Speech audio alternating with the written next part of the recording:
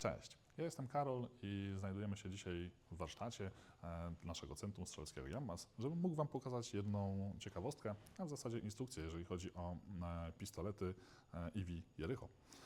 W takich pistoletach zastosowany jest bardzo prosty zespół sprężyn oporowo-powrotnych, który można swobodnie nazwać progresywnym zespołem sprężyn. Bardzo fajny, prosty patent, gdzie mamy sprężynkę wewnętrzną, twardszą, sprężynkę zewnętrzną, miększą, no i oczywiście żerć. Stan, w jakim znajdziemy ten zespół po wyjęciu go z zamka, wygląda w ten sposób. W teorii moglibyśmy takie sprężynki zainstalować z powrotem w zamku i to byłoby ok.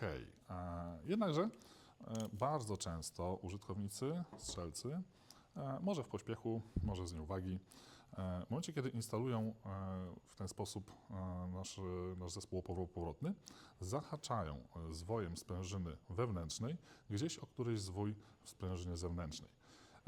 Często jest to nie do wykrycia podczas składania, ale będzie skutkowało to zniszczeniem sprężyn podczas strzelania, a w skrajnych przypadkach nawet i zamka. Dlatego chciałbym Wam pokazać, jak uniknąć w bardzo prosty sposób czegoś takiego. Zwyczajnie wystarczy włożyć sprężynę wewnętrzną z jednej strony, tak jak to mamy tutaj, ale nie instalować z tej samej strony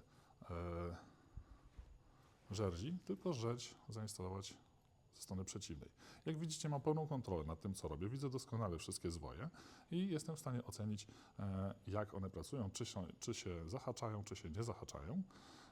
Tak złożone sprężynki instalujemy dalej do zamka, gdzie cały czas obserwujemy i widzimy, jak się kompresują sprężyny, jaką drogę pokonuje żerdź i jak ładnie wszystko ze sobą współpracuje. Nic nam tutaj nie zahaczyło, sprężyna zewnętrzna pracuje na sprężynie wewnętrznej, a ta z kolei na żerdzi.